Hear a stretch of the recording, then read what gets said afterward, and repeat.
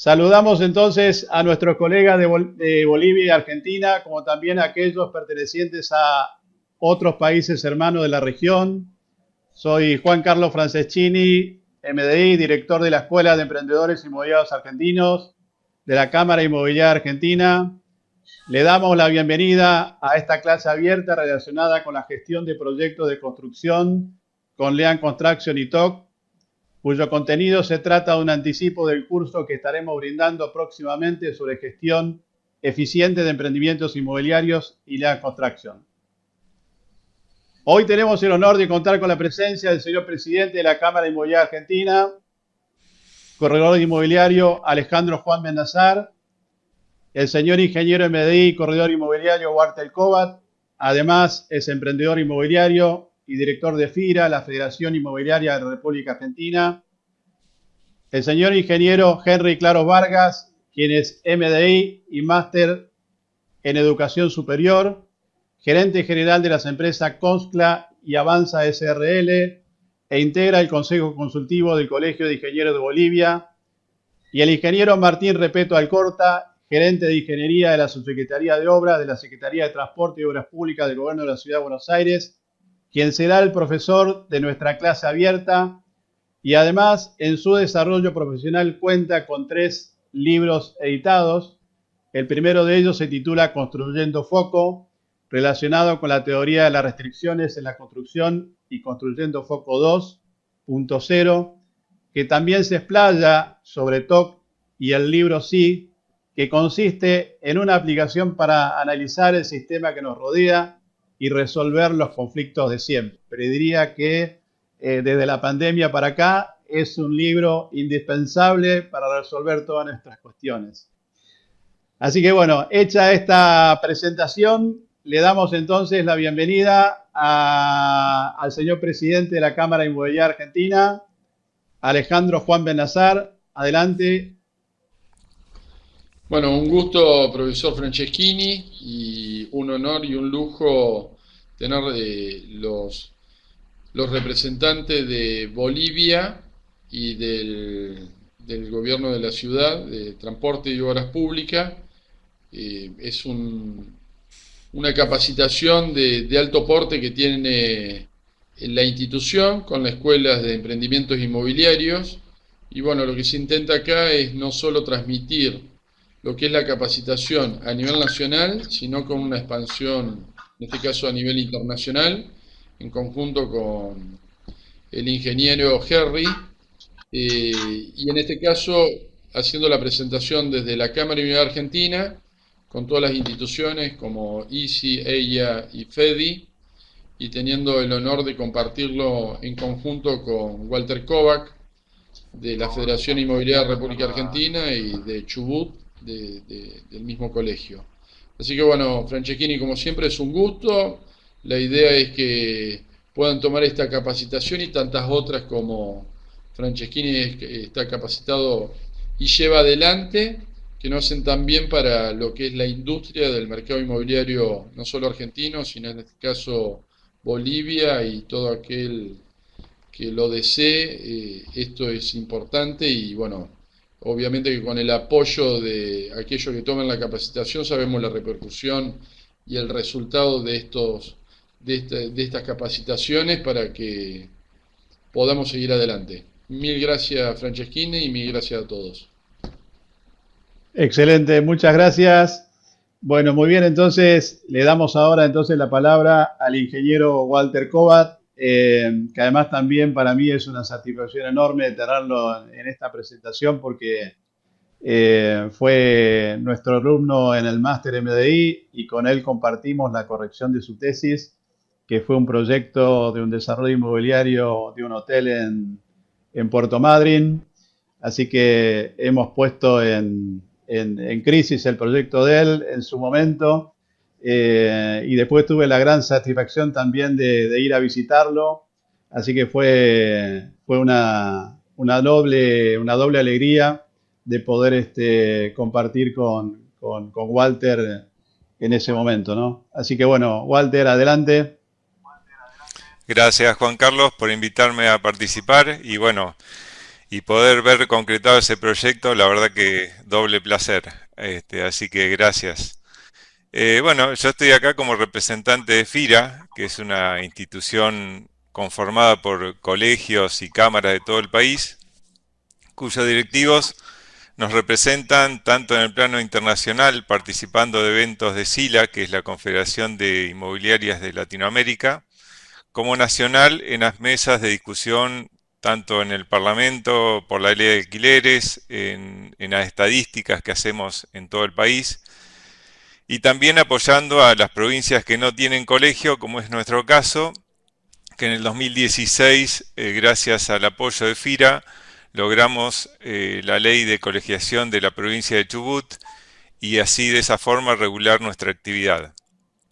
Yo, como decía Juan Carlos, también ingeniero civil, constructor y desarrollador de emprendimientos inmobiliarios, entiendo de que este tipo de capacitación es fundamental para un emprendimiento de este tipo, como el que estaba comentando Juan Carlos, porque es una forma de minimizar los desperdicios, de incrementar la eficiencia a lo largo de todo el proceso de la construcción de un edificio, y de esa forma ser más competitivos con los precios y cumplir con los plazos y la calidad, que es lo que nosotros buscamos y siempre es difícil de conseguir. Y bueno, y también el servicio de postventa, ¿no es cierto? Porque después todas estas previsiones que uno hace hacen que el servicio de postventa sea mucho mejor, es más llevadero, incrementando nuestro prestigio frente a nuestra competencia. Así que bueno, es muy recomendable para todos aquellos que estén en actividad. Gracias. Excelente, Walter, muchas gracias.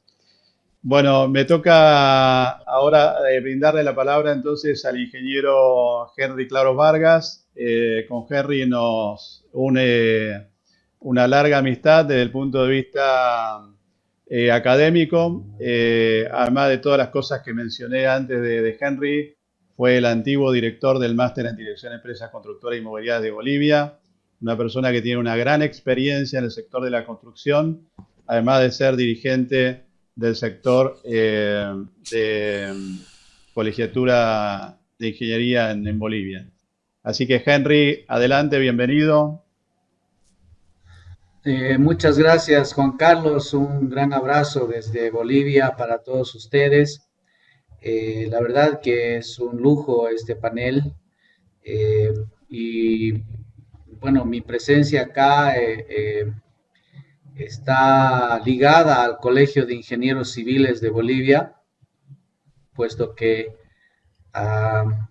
como tú bien mencionabas, en el ámbito dirigencial o institucional, yo conformo el Consejo Consultivo del Colegio de Ingenieros Civiles de Bolivia y se ha realizado la invitación a todos los colegas a nivel nacional a través de todos los brazos operativos y de todas las instituciones regionales.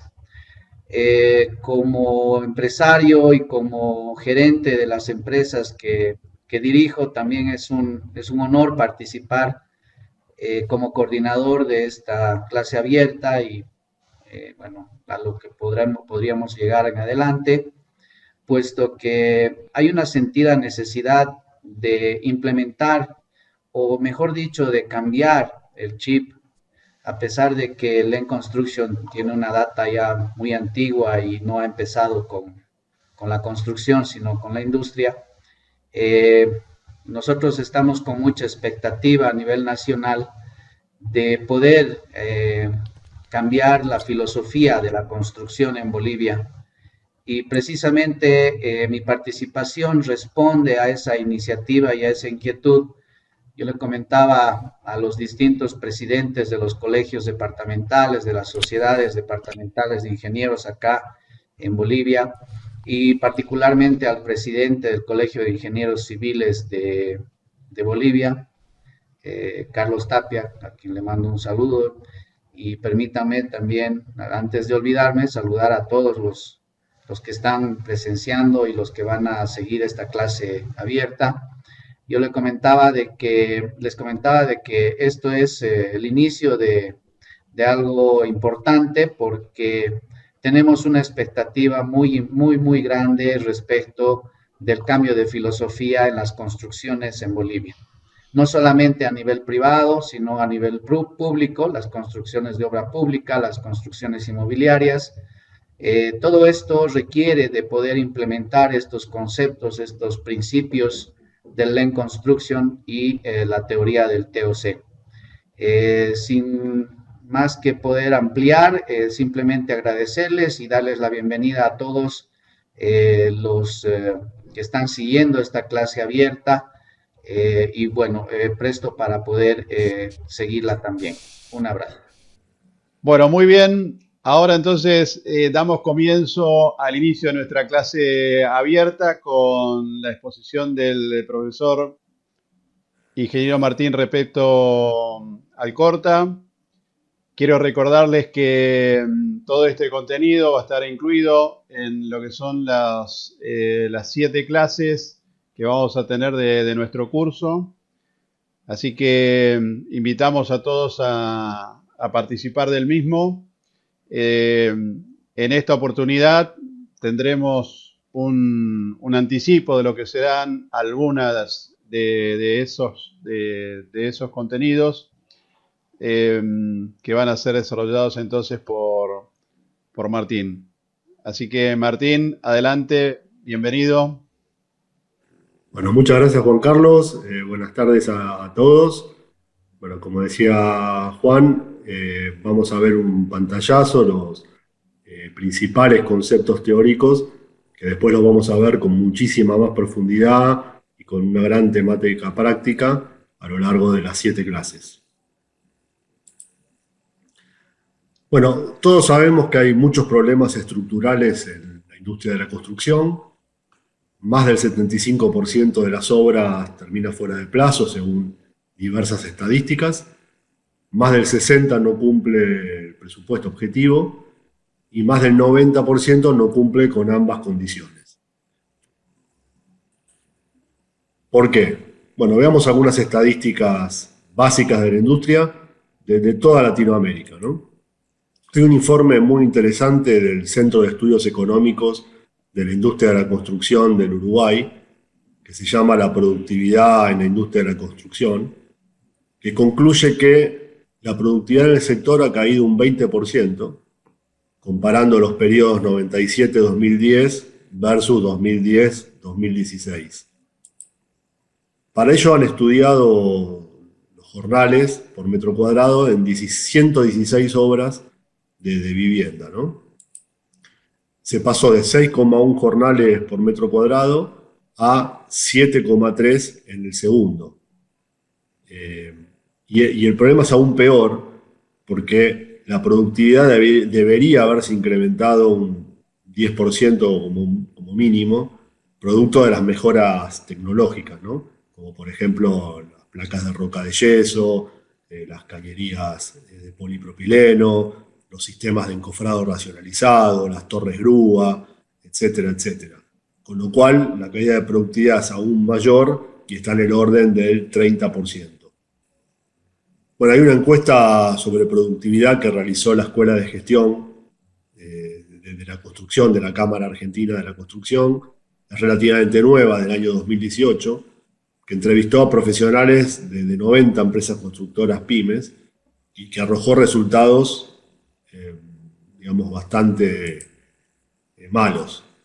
O sea, más del 70% de los encuestados contestó que sus obras terminan fuera de plazo, lo cual ratifica las estadísticas que les di de la primer filmina, ¿no? Un 45% admitió desvío de costos, entre un 10 y un 30%, un 13% reconoció desvíos aún mayores, entre 30 y 60%, y un 1% entre 60 y 80%. Después también hay importantes estudios realizados en Chile por Luis Fernando Alarcón, en Colombia por Luis Fernando Botero y Botero, y acá en Argentina, en la Universidad de San Juan, por Alejandro Cantú, que concluyen que casi un tercio de la jornada laboral es improductiva. Ahora, todo esto son síntomas de un sistema que claramente está enfermo, ¿no? Y justamente a lo largo de las 7 clases vamos a ir viendo cuáles son las causas profundas que llevan a estos síntomas, ¿no? Y no nos olvidemos que tanto el valor actual neto como la tasa interna de retorno y el periodo de repago de los proyectos inmobiliarios dependen en gran medida del plazo de obra y de los costos alcanzados. Obviamente, cuanto más dure un proyecto, peor va a ser el valor actual neto y más baja la tasa interna de retorno y mayor el periodo de repago.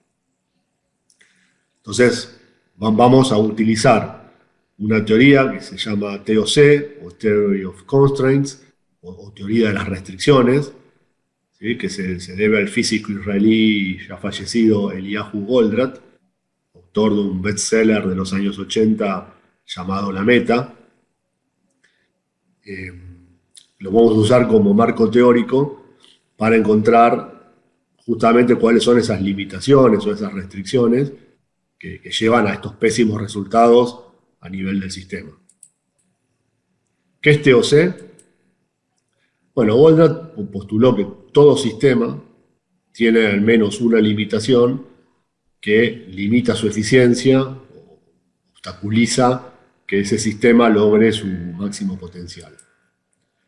Hizo la analogía de la cadena, diciendo que, bueno, una cadena es un sistema cuyo objetivo es transmitir una fuerza. La máxima fuerza que puede transmitir el sistema va a depender de cuál es el eslabón más débil. O sea, que esa sería su restricción.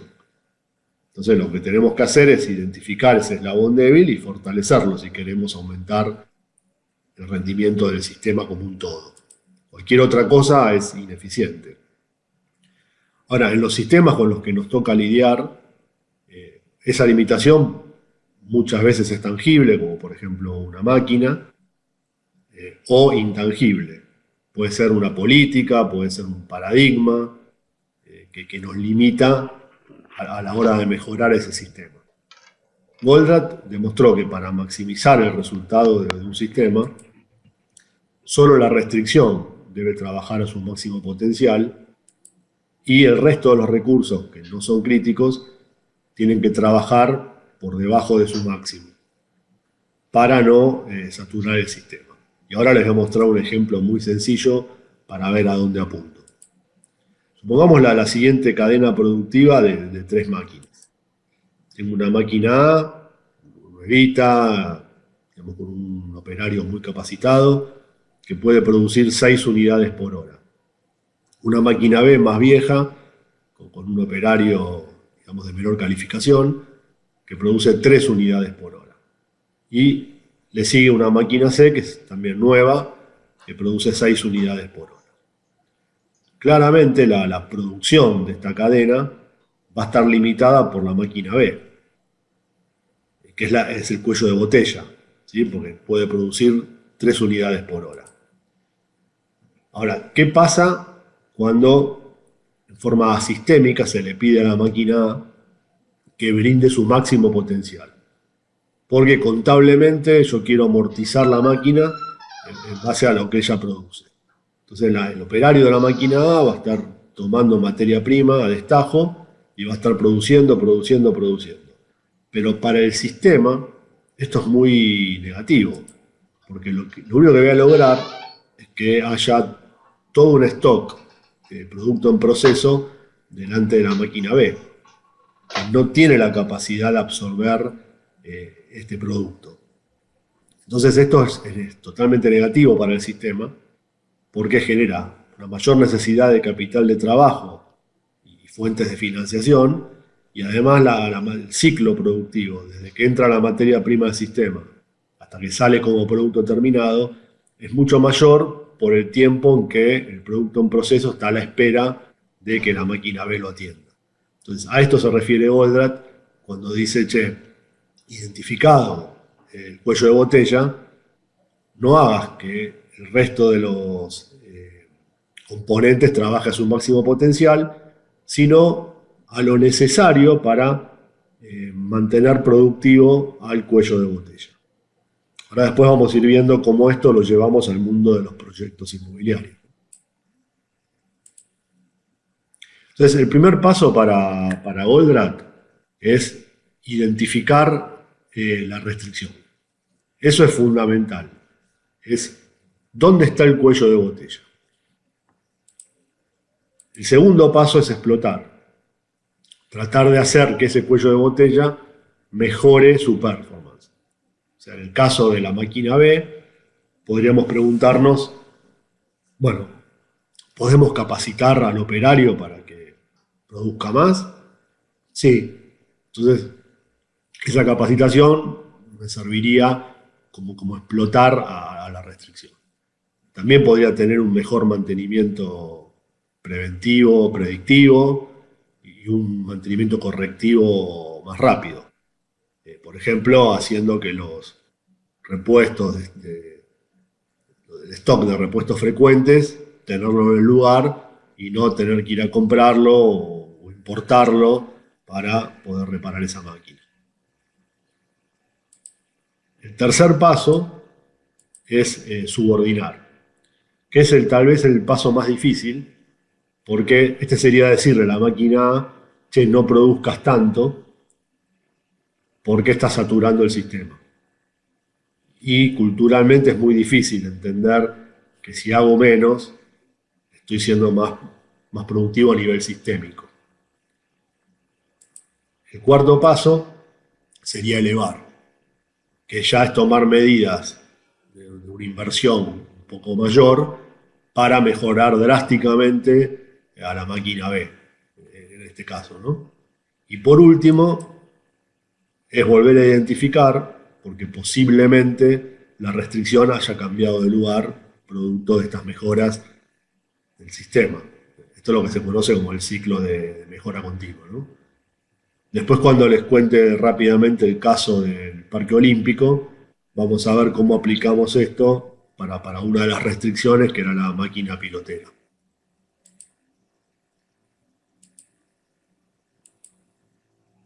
Entonces, para identificar la restricción en sistemas más complejos, TOC tiene una herramienta que se llama el árbol de la realidad actual.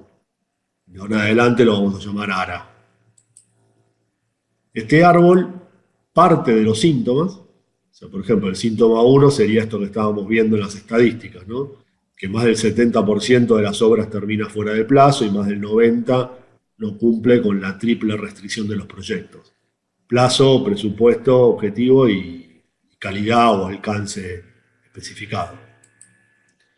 El síntoma 2 podría ser los insumos no llegan a tiempo a la obra. Síntoma 3, los subcontratistas no son adecuados a los objetivos a lograr, etcétera, etcétera.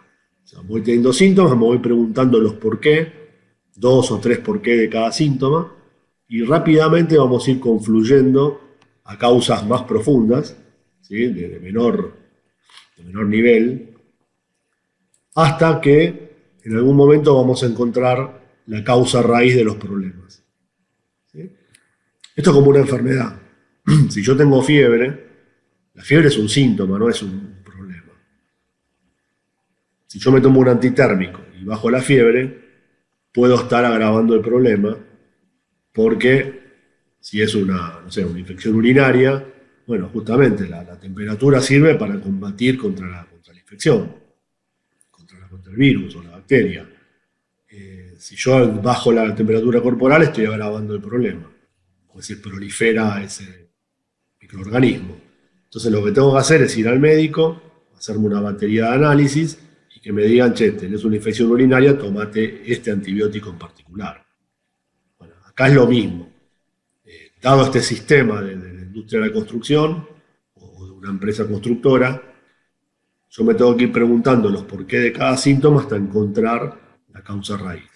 Esto lo vamos a ver en mucha mayor profundidad a lo largo del programa.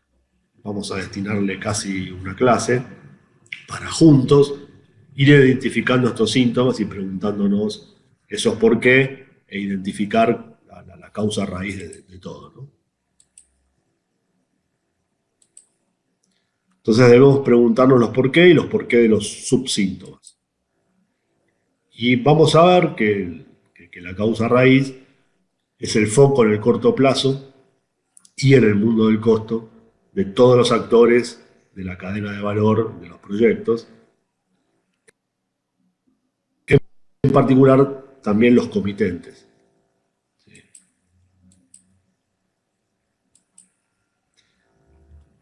Ese foco en el corto plazo y en el mundo del costo es el que lleva a los comitentes a licitar o a contratar, si es una obra privada, con un anteproyecto poco estudiado, solo a través de la variable precio, ¿sí?, como gran variable decisora. Es el que lleva a los contratistas a bajar sus precios para ganar las obras, sabiendo que va a haber cambios, y luego contratar a los proveedores o subcontratistas más baratos. Entonces, todos los actores terminan estando desalineados con los objetivos de los proyectos. Y por ende, la productividad y el cumplimiento de esa llamada triple restricción termina siendo una mera quimera, producto de la casualidad.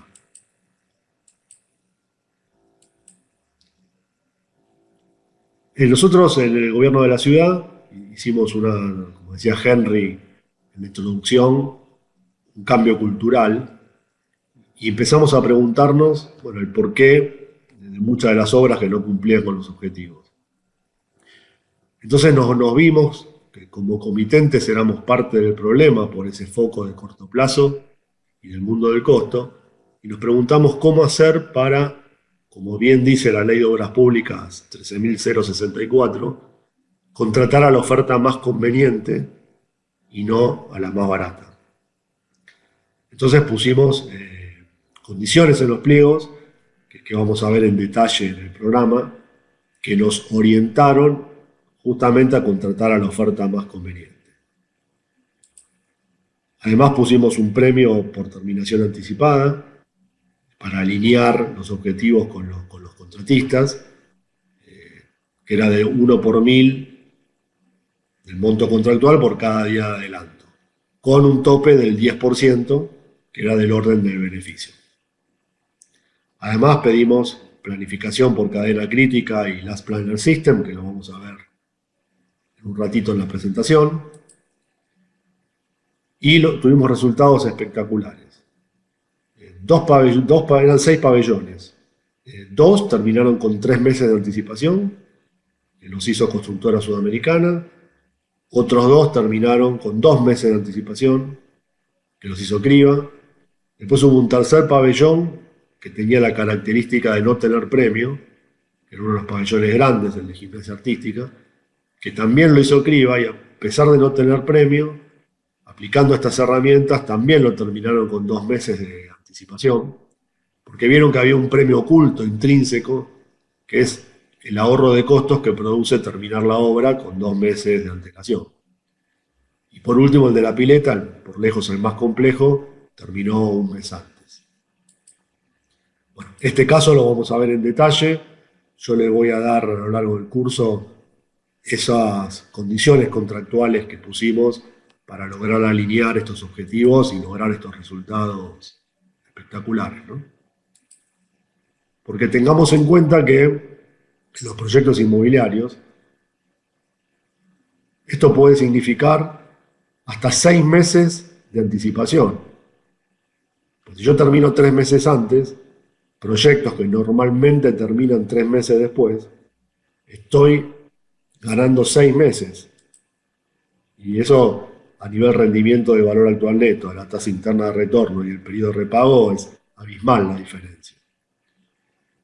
Bien, metámonos ahora en un subtema de TOC, que es cadena crítica, que es otro libro de Goldratt, donde aplicó TOC a la gestión de proyectos. Entonces, dado un Gantt, desde un proyecto en particular, ¿cuál es la restricción? O sea, ese eslabón más débil. Bueno, claramente es el camino crítico. Su debilidad pasa porque no tiene margen de demora total, no tiene holgura. Son todas las tareas que si se atrasa el proyecto como un todo. Entonces ahí está su debilidad.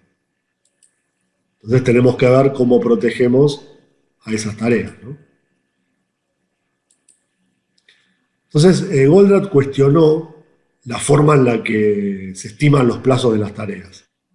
Cualquier tarea tiene una curva probabilidad-tiempo. O sea, no hay tiempos determinísticos. Eso es lo primero que observó Goldratt. Y dijo, cualquier tarea, de la naturaleza que sea, sigue una curva de este tipo, con cola hacia la derecha. ¿Por qué? Porque hay más posibilidades de atrasarse que de adelantarse. Entonces, normalmente la gente, digamos, como quiere ser confiable, quiere quedar bien y quiere tener una buena estimación, pero sabe que hay fuentes de incertidumbre importantes, entonces suele estimar yéndose hacia la derecha. O sea, en el caso de una losa de hormigón, si todo sale bien, se puede hormigonar en 15 días. Bueno, yo sé que puede haber día de lluvia, yo sé que el rendimiento de la mano de obra puede ser menor al estándar, sé que puede haber atrasos en las provisiones, que por ahí la bomba de hormigón no la tengo para el día que lo necesito y tengo que posponer el hormigonado. Entonces, por las dudas, prometo 25 días para cubrirme. Bueno, ahora vamos a ver que esto no es una buena medida para programar. Entonces solemos, aunque sea intuitivamente, conformarnos con un 85 o un 90% de probabilidad, que es el área bajo la curva,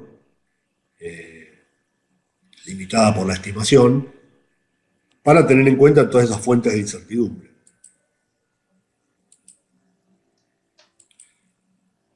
Ahora, si existe tanto margen de seguridad, ¿por qué tantos proyectos se retrasan? ¿Sí? Como que el tiempo se estira. Bueno, Goldratt estudió que hay diversos mecanismos mediante los cuales se desperdician esos márgenes de seguridad. El primer mecanismo es totalmente estructural. Es ya por la forma en la que se vinculan las tareas. Cuando uno mezcla aleatoriedad, ¿no? Porque dijimos que los tiempos no son determinísticos, sino que siguen una curva de probabilidad. Eso es la aleatoriedad. Y la interdependencia en las estructuras de tareas que se hacen en paralelo, que confluyen en puntos de integración con otras tareas que se hacen en serie, ¿sí? Y después tengo ramas paralelas que también confluyen en el punto de integración, aguas abajo en el proyecto. Este mecanismo de aleatoriedad e interdependencia tiene una ley que dice que los retrasos se acumulan siempre y los adelantos casi siempre se pierden. Eso es lo que hace esta asimetría entre atrasos y adelantos, es lo que hace que muchos proyectos terminen fuera del plazo prometido. Por ejemplo, si yo tengo 4 tareas que tienen un 90% de probabilidad de cumplimiento, que se hacen en paralelo, y confluyen en una tarea T5, la tarea T5 matemáticamente o probabilísticamente tiene una probabilidad de arrancar en la fecha prometida de tan solo el 65%, porque sería el producto de las 4 probabilidades en el punto de integración. El problema es que casi siempre una de las tareas tiene todavía una probabilidad menor de cumplirse. Entonces el efecto se agrava aún más y T5 baja aún más a 42% de probabilidad.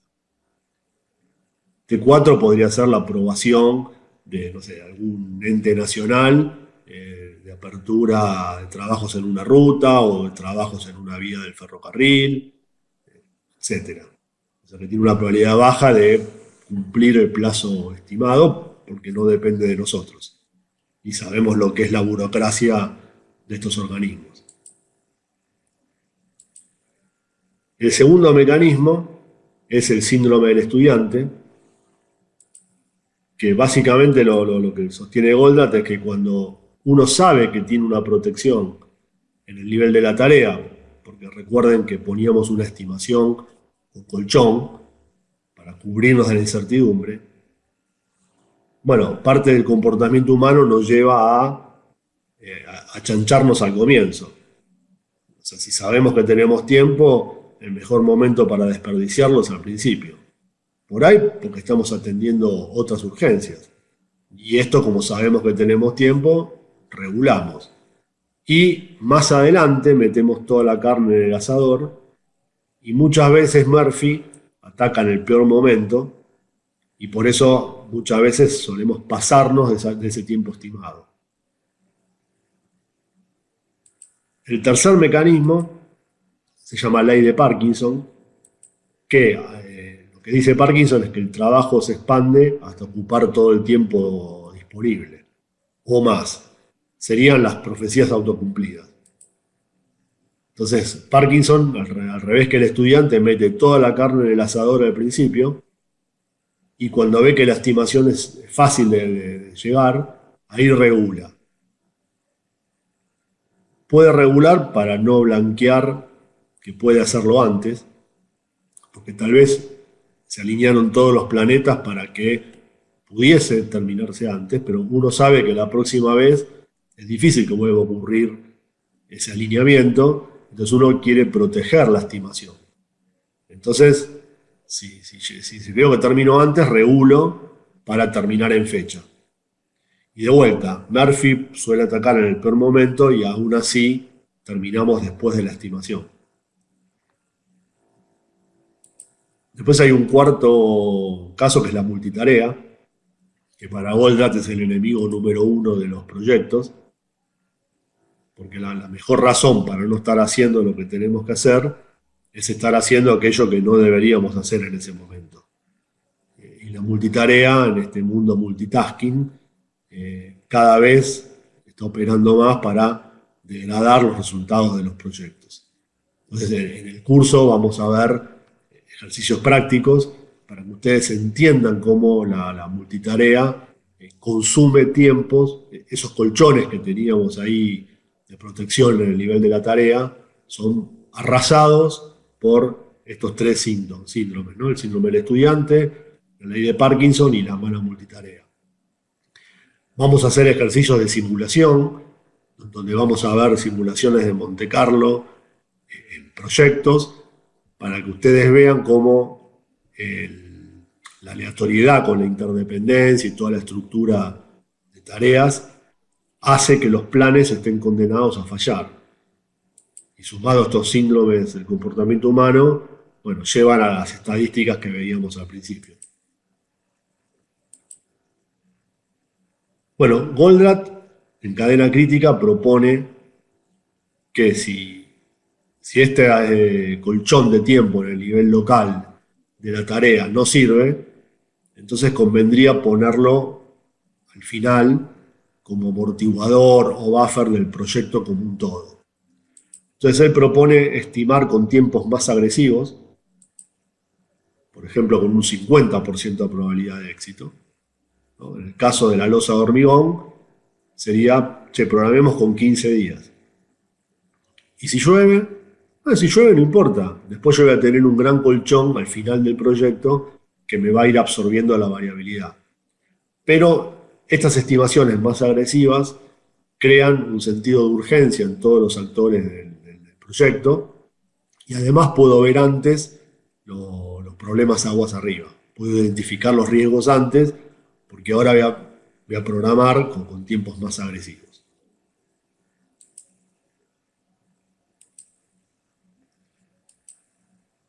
Entonces la seguridad la vamos a colocar al final, como un gran buffer o amortiguador del proyecto.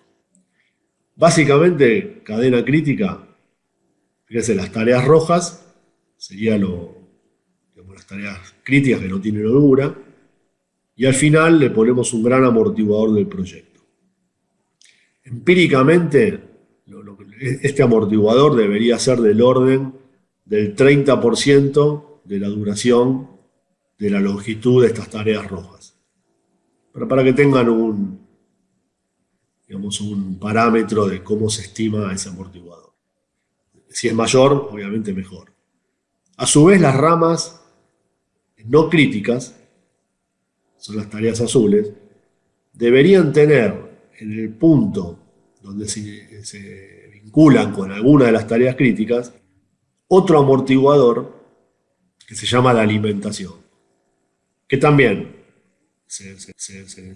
digamos, se recomienda que sea como mínimo la longitud de este amortiguador el 30% de lo que dura la cadena de actividades a las cuales quiere proteger. ¿Sí? O sea, el amortiguador toma la variabilidad de las tareas que están aguas abajo. Entonces son dos tipos de amortiguadores. A lo largo del curso vamos a ver con el ingeniero Marcelo De Fiori cómo esto se lleva al project y cómo el project puede dibujar estos amortiguadores y calcularlos automáticamente a medida que las tareas se van retrasando. Y bueno, lo que vamos a ver es esta situación.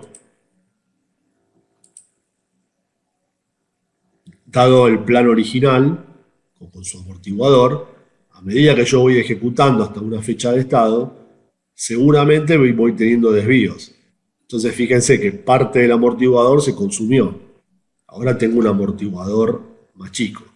Entonces lo que me interesa ver es a qué velocidad nos vamos consumiendo ese amortiguador. Y siempre va a ser, digamos, el indicador clave es cuánto amortiguador tengo versus cuánto tengo de plan restante. Y el objetivo es tratar de mantener que esa relación siempre se mantenga en el entorno del 30%. Cuanto más, mejor. Y vamos a ver gráficos de control. Estos Excel se los vamos a dar. Donde uno tiene un área roja, un área amarilla y un área verde, como si fuera un semáforo. En el eje de abscisas vamos a poner el porcentaje de avance en cadena crítica. Y en el eje de ordenadas, cuál fue el porcentaje que consumimos del buffer. En este caso ya partimos con o sea, la obra avanzó 0 y ya tenemos un consumo del orden del 40 y pico %. ¿Por qué? Si no hicimos nada. Porque no logramos ese 30% de buffer, básicamente porque el plazo previsto por el comitente no era el adecuado. Y es algo que va a pasar, digamos, con lo que tenemos que lidiar. Entonces partimos ya del rojo. Bueno, a medida que vamos haciendo las cosas bien, nos vamos acercando hacia el amarillo. Acá vamos teniendo algún problema, lo vamos controlando. Yo acá podría bajar drásticamente en vertical, achicando el plazo restante de obra. Acuérdense que esto es un cociente. Longitud de amortiguador dividido plan restante. En la medida que yo pueda achicar el plan restante, por ejemplo, paralelizando tareas que estaban previstas en serie, trabajando en más de un piso, por ejemplo, poniendo más mano de obra, o mejorando alguna tecnología constructiva que me permita achicar tiempos, podemos bajar en vertical y acercarme al amarillo. Y en la medida que nos portemos bien, nos vamos a ir acercando en horizontal hacia la derecha a las zonas más de color verde. Otro gráfico también muy interesante es este mismo, pero que me permite de un pantallazo ver toda la cartera de proyectos. De vuelta, en el eje horizontal, el porcentaje que cada proyecto avanzó en cadena crítica, y en el eje vertical, el porcentaje de consumo del buffer. Entonces rápidamente puedo ver qué proyectos están en verde, cuáles en amarillo y cuáles son los que necesitan más atención porque están en rojo. Y esto de vuelta me lleva a tomar mejores decisiones en las áreas de apoyo que muchas veces terminan siendo también un cuello de botella. Bueno, después tenemos otra herramienta que se vinculan con cadena crítica a través de TOC y de Lean Construction, que es el Last Planner System. El Last Planner System es una herramienta muy útil para garantizar lo que Goldratt llama el full kit, que dice, bueno, yo necesito para minimizar el consumo indiscriminado de buffers, tratar de minimizar los riesgos en el proyecto. O sea, tratar de adelantarme a esos riesgos y irlos resolviendo a tiempo para que cuando vaya a empezar una tarea programada esté todo lo que se necesita. ¿Sí? O sea, esté el plano aprobado, estén los requisitos de higiene y seguridad realizados, que esté el insumo a pie de obra, que esté el subcontratista en la cancha, que esté todo lo que se necesita para que esa tarea pueda arrancar y se ejecute sin interrupciones.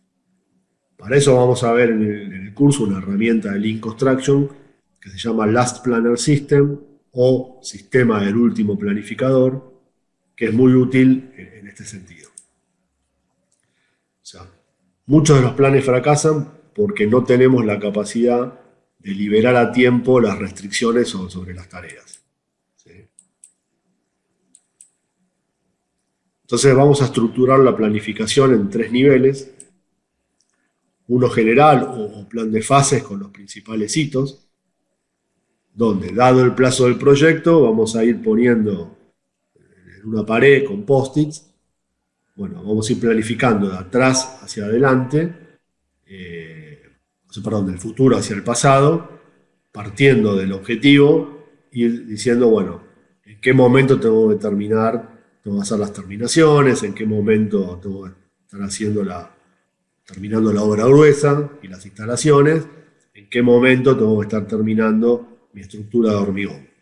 Y eso me va a dar velocidades, esos hitos, que tengo que, a partir de ahí, identificar cuáles son las mejores metodologías constructivas para lograr esos objetivos intermedios. A partir de ese plan de fases tenemos un plan intermedio, o Luca Health Plan, que abarca un periodo de 4 a 6 semanas según el proyecto. Entonces vamos a bajar a una lógica de más detalle para lograr esos objetivos que me decía el plan de fases. Y finalmente vamos a tener un plan semanal, un Weekly Work Plan, que ya el nivel de detalle va a ser muchísimo mayor. Ya con tareas que no aparecen en el project, pero que las tengo que ir identificando a tiempo para la semana venidera. Bueno, el primer paso es sectorizar. Dividir la obra en sectores o en edificios. Bueno, se une cada proyecto, ¿no? Y esto lo puedo identificar con colores. El segundo paso es armar el plan de fases. Acá se trabaja mucho en pared, en hojas largas, y uno con post-its va poniendo los principales hitos, partiendo del fin, del objetivo, nos vamos yendo hacia la izquierda, estableciendo esas grandes fases. Después el tercer paso es el plan intermedio, que vamos a estar mirando de 4 a 6 u 8 semanas, donde empezamos a agregar más lógica de detalle. Entonces, por ejemplo, si tengo que hormigonar dentro de 6 semanas una losa no típica, bueno, me tengo que ir preguntando hacia atrás qué tareas necesito para lograr cumplir ese objetivo con éxito. Entonces, digo, bueno, tengo que tener los pases hechos, tengo que tener la armadura colocada, por ahí por el tamaño de los pases tengo que poner armadura especial para tomar las tensiones locales en esos puntos de interrupción de la losa, y para eso necesito que el especialista termomecánico termine de definir el proyecto. Entonces lo llamo y le pregunto, bueno, ¿cuándo me entregás el proyecto ejecutivo de termomecánica? Y él me va a decir, mirá, para eso necesito cerrar el balance térmico y no puedo hacerlo porque arquitectura todavía no me terminó de definir el curtain wall. Entonces no puedo poner los parámetros para hacer el balance térmico. Entonces automáticamente le preguntamos a la dirección de obra y al departamento de arquitectura qué les está faltando para definir ese curtain wall. Entonces el arquitecto nos dice, mira, me falta que el comitente me dé el ok. Entonces ahí con la dirección de obra se llama al comitente, se le explica la importancia de que defina rápido el sistema que se va a poner. Entonces ahora ya sabemos, bueno, yo mañana yo te lo apruebo. Entonces el arquitecto le preguntamos, che, mañana tenés el ok, ¿cuánto tardás en hacer el proyecto? Dame 4 días y lo termino. Entonces se van poniendo post-its en las distintas semanas con estos compromisos que se van logrando. Y ahí lo llamamos al termomecánico y le decimos, che, en 4 días te damos el proyecto ya de arquitectura, en cuánto tardás en hacer el balance térmico, cuánto en terminar el proyecto de termomecánica. Entonces él va a decir, bueno, si vos me lo das el martes de la semana que viene, yo el viernes tengo el balance térmico hecho, ponemos un post-it y dame una semana más para entregarte el proyecto. Entonces vamos actuando para minimizar los riesgos de incumplimiento y cada actor, por eso se llama el sistema del último planificador, porque participan de esta planificación intermedia todos los actores relevantes de los proyectos. Acá van a estar los capataces, los punteros de los subcontratistas, los asesores, la dirección de obra, o sea, todos trabajando para minimizar los riesgos del plan. Y por último, lo que vamos a hacer es obviamente el análisis de restricciones, es esto que les decía. Cuando uno mira a 4 o 6 semanas vista, va anticipándose a las restricciones que tienen los proyectos y las va resolviendo en forma totalmente proactiva, con una adecuada anticipación. Y lo que vamos a experimentar es, por un lado, un incremento notable del flujo de trabajo. Para que se den una idea, en una obra normal se suele hacer el 45% de lo que se planificó para la semana. Producto de que muchas de las restricciones no se resuelven en forma anticipada. Con estas metodologías pasamos a tener un mínimo de un 70% de cumplimiento. Y además de mejorar el flujo de trabajo y por ende la productividad, consumimos menos buffer y logramos terminar en plazo los proyectos. Bueno, el quinto paso es la reunión semanal de planificación. Fíjense que acá están todos los actores en lo que se llama el Big Room, donde están en las paredes estas planificaciones, y todos van trabajando para anticiparse a los problemas que vienen y resolverlos a tiempo. Y se trabaja así con post-its y cada post-it es un compromiso de algún actor. Este es un caso real, es del Cartier del Puerto, de la empresa Criba. Fíjense que a la izquierda están los 4 paneles los 5 paneles con las 5 semanas próximas. Y se van poniendo post-it en cada día, lunes, martes, miércoles, jueves, de la semana que entra, que viene. Los colores pueden ser subcontratos, el verde el eléctrico, el rosa la albañilería, el azul la instalación sanitaria, el amarillo la instalación termomecánica, por ejemplo. Acá puede haber sectores también. O sea, esto es un sector, esto es otro sector. Supongamos esto es la torre, esto es el área de Zoom, gimnasio, por ejemplo, o barra pileta, y esto podría ser el edificio de oficinas. Entonces, de esta manera se van generando los compromisos, y acá aparecen tareas que por ahí no están en el project o están en un nivel más agregado. Entonces, por ahí en el project podemos ejecutar cielos rasos en el piso sexto. Y acá podemos tener, el lunes vamos a terminar los cielos rasos en el departamento A del piso sexto, el martes lo vamos a terminar en el departamento B, ¿sí? Entonces uno va poniéndose objetivos de menor nivel, y lo más importante de esta metodología, que vamos a estar viendo lo que viene después, y si yo sé que acá entra una determinada tarea, o sea, por ejemplo entra un nuevo subcontratista a la cancha, bueno, me tengo que ir para allá para ver, bueno, cuándo tienen que estar presentados los seguros desde el subcontratista, el plan de inicio de obra en la RT. Voy a poner, si va a entrar el lunes, dentro de 5 semanas, quiero que el miércoles anterior tener ya el plan aprobado por la RT. Entonces de ahí nos vamos yendo para atrás. Bueno, ¿cuándo tiene que presentar el RT los papeles? Entonces ya le decimos desde su contratista, o consensuamos con él, que el lunes próximo lo tiene que presentar. Entonces le ponemos el post-it de eso. Entonces de esta manera vamos gestionando ese detalle y resolviendo las restricciones a tiempo. Esto obviamente lo vamos a ver en mucho mayor detalle a lo largo del curso. Yo ahora, más que nada, les quería dar un pantallazo de los principales contenidos que vamos a ver en la cursada.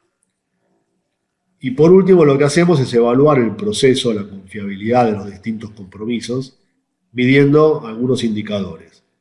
Uno que vamos a medir se llama PAC, que es el porcentaje de actividades completadas de acuerdo a lo planificado, y vamos a ir viendo cómo este indicador se va incrementando a medida que vamos aceitando esa red de compromisos y resolviendo a tiempo las restricciones, ¿no? Y también es muy importante analizar las causas de los desvíos. O sea, cuando una tarea planificada para la semana entrante, que teóricamente ya no tiene ninguna restricción, porque ya se resolvieron todas antes, bueno, ¿por qué no se cumplió? Fíjense que acá los atrasos en las adquisiciones es una causa importante. Entonces, para entrar en un ciclo de mejora continua, debería sentarme con la gente de compras y ver por qué se está produciendo esta causa de desvío. ¿Sí? O otra causa importante eran los cambios de proyecto. Entonces, sentarnos con la dirección de obra y con el comitente para tratar de minimizar y definir lo antes posible ciertos aspectos del proyecto para que no me impacten esos cambios en las tareas programadas. ¿Sí? Bueno, con esto terminamos de dar, es importante compartirlo con ustedes para que entiendan cabalmente la importancia de estas metodologías a la hora de cumplir con los objetivos de los proyectos. Excelente, Martín. Si te parece, quedaría entonces por visualizar las estadísticas del efecto del síndrome de estudiante y la ley de Parkinson. Así que paso a compartir la pantalla. Así lo podemos ir comentando. Un minuto, por favor. Ahí estoy compartiendo la pantalla. Estamos entonces en el juego número 1, ¿no? Sí, este es un proyecto de 9 tareas, donde la duración de la tarea es lo que arroje un dado. ¿Sí? O sea, si el dado arroja un 1, la tarea dura un día. Si sale un 6, dura 6 días. Entonces, cuando uno esto lo juega 1000 veces, podemos esperar que el valor más esperado del tiempo de una tarea sea 3,5 días, ¿no? Que es la semisuma entre el menor valor y el mayor valor. Entonces, si cada tarea, cuando uno lo juega muchas veces, puede durar 3,5 días, ¿qué probabilidad hay de que el proyecto como un todo dure 10,5 días? Entonces, si yo hago la simulación ahora, vamos a ver que yo parto de que cada tarea tiene un 50% de probabilidad de terminarse en 3,5 días.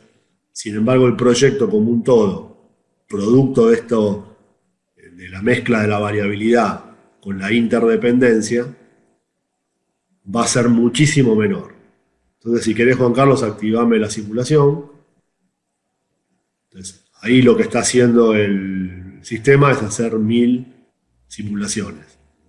Y fíjense que el resultado que me da es que el plazo promedio es 13,57 días, o 58, depende de la simulación, y el porcentaje de veces de las 1000 iteraciones que hice, tan solo en el 9,5% logré un plazo de 10,5 días o menos.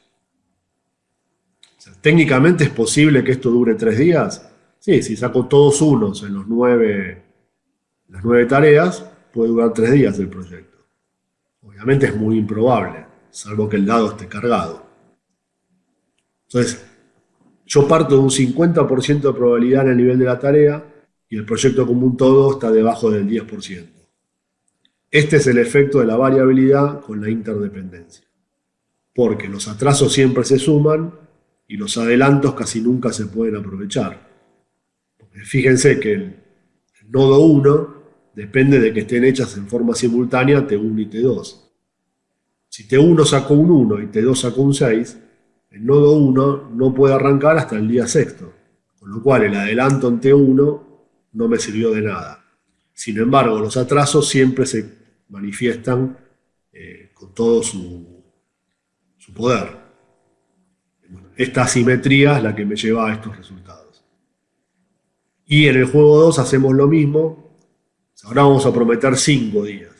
Pues decimos, bueno, 3,5 evidentemente no me sirve. Entonces voy a agregarle más protección. Entonces, si cada tarea dura 5 días de objetivo, el proyecto común todo duraría 15. Pero acá se nos mezcla el síndrome del estudiante y la ley de Parkinson. Entonces, si simulo ahora, vamos a ver que el plazo promedio me dio 16, algo de días, y si bien cada tarea ahora tiene un 85% de probabilidad, el proyecto común todo de terminar en 15 días está debajo del 20%. Y esto es producto del síndrome del estudiante, la ley de Parkinson, la mala multitarea, mezcladas con la variabilidad y la interdependencia. Entonces, en el curso vamos a ver cómo cuando yo saco la protección del nivel local y la llevo al nivel agregado, minimizo todos estos comportamientos nocivos y logro que al menos el 80% de los proyectos termine dentro del plazo prometido o menos. Recuerden el caso Parque Olímpico, que terminamos las obras con entre 2 y 3 meses de anticipación. Muy bien, excelente. Bueno, ahora me parece que entramos un momento ya al final entonces de nuestra exposición que me parece importante resaltar, lo digo porque como habitualmente estamos realizando evaluaciones de proyecto y entonces cuando uno realiza un análisis económico-financiero, obviamente estos análisis son en base a estimaciones y la construcción es justamente una estimación inicial que realizamos. Sin embargo, después en la realidad de los hechos del desarrollo de la construcción, ocurren un montón de cosas y que justamente lo que pasa es que cualquier error, cualquier contratiempo, cualquier circunstancia de las que bien desarrollaste hasta este momento, para la obra en sí, para el negocio, para el proyecto, significan en muchos de los casos hasta millones de pesos, ¿sí? Y esas cuestiones inicialmente, como dije antes, no están contempladas inicialmente en el flujo de fondos. Entonces, por eso la importancia de realizar el seguimiento y el control y la gestión de la obra de tal manera de encarrilarla en parámetros normales, inclusive de pronto la posibilidad de encontrar y alcanzar un mejor beneficio más allá de lo inicialmente planificado, ¿no? Sí, exactamente, Juan Carlos. Yo en mis libros Construyendo Foco, justamente identifico este problema raíz que tienen todos los, en general la industria de la construcción, y propongo focalizarnos más a largo plazo y en el mundo del valor, y salir de la mirada del costo y pasar a ver que algunas sobrecosto, por ejemplo, de contratar un mejor proveedor o un mejor subcontratista, o un mejor contratista, si lo miro desde el punto de vista del comitente, puede ser una inversión que me permita comprar un flujo de caja más acelerado y más estabilizado. Incluso una obra que después en la etapa de operación y mantenimiento tenga muchos menores costos.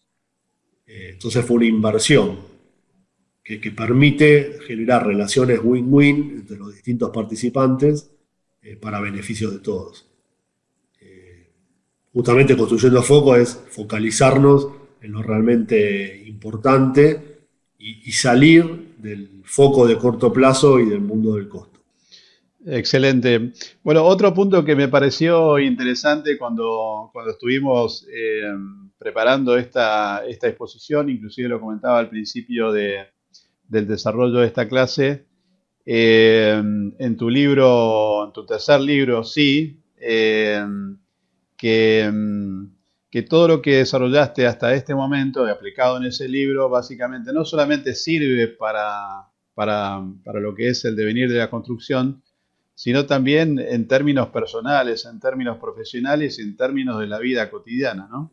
Sí, porque yo rápidamente me di cuenta, Teos es una teoría de sistemas, que que esa teoría la podía llevar al ámbito de mi vida personal.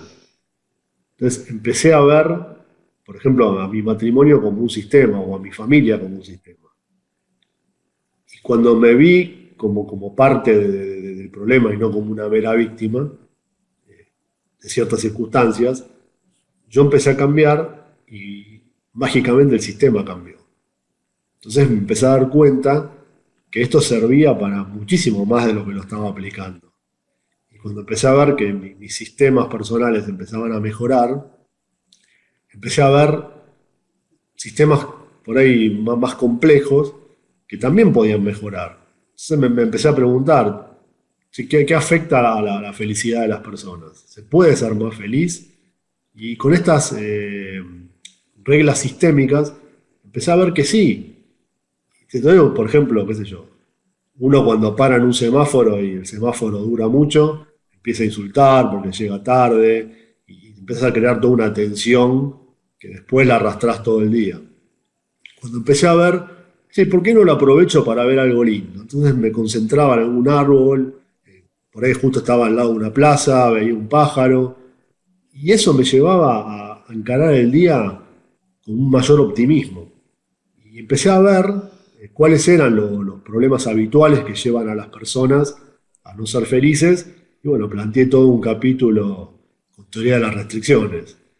Y también me animé a ver por qué el hombre le dio la espalda a la naturaleza, me empecé a preguntar y empecé a encontrar, investigando, bueno, un montón de cosas que se pueden mejorar, ¿no? Cuando, digamos, nos sentimos que somos algo, que estamos por afuera de ese sistema, bueno, ahí empiezan los problemas. Cuando decimos somos parte de ese sistema de la naturaleza, empezamos a ver todas las cosas que podemos hacer para mejorarla. E inclusive planteé un capítulo para tratar de entender sistémicamente cuál es el origen y las causas de todos los problemas que tenemos como país. O sea, con lo cual se aplica para cualquier cosa que sea un sistema.